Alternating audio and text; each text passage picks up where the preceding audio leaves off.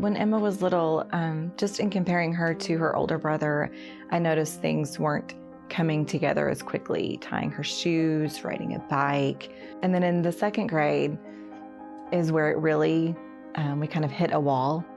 Emma would come home every day from school crying. Homework was nearly impossible to get done just from the frustration, and she was exhausted.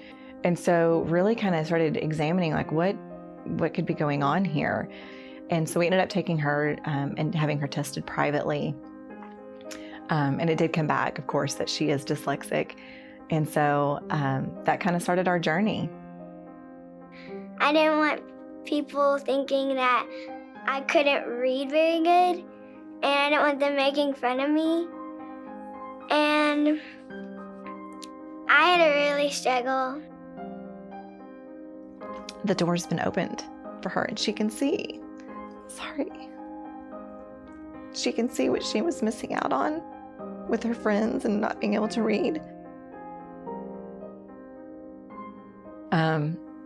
And so I thought, okay, what the school is doing, I thought was working, and it is not. It is not working. I had kind of just accepted the fact that I have a very smart child, and I don't think she'll even make it through high school. She definitely won't make it to college. She wants to be a heart surgeon. How in the world can I make that happen for her? Unfortunately, what schools, I think, don't know, and the difference between what Dr. Conway is doing here is that they weren't taking a science approach from it. We started talking to Dr. Conway, and everyone says it seems too good to be true, and it did.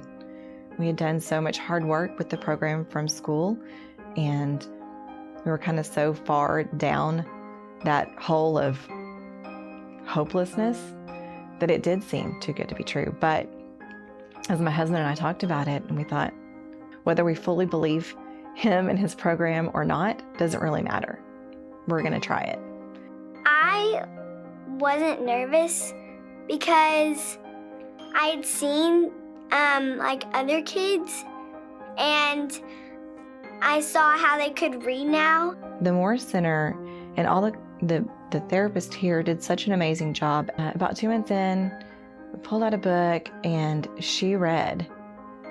And all of a sudden, she looked up, and just amazement on her face. And she said, I read that.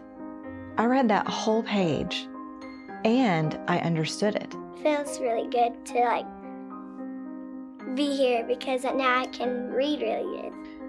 Of course we were skeptical, but we took that leap of faith. I will now be able to go to college and get a degree. And for my whole life, I've always wanted to be a heart surgeon. And now I can actually have a chance at doing that. So it's really cool.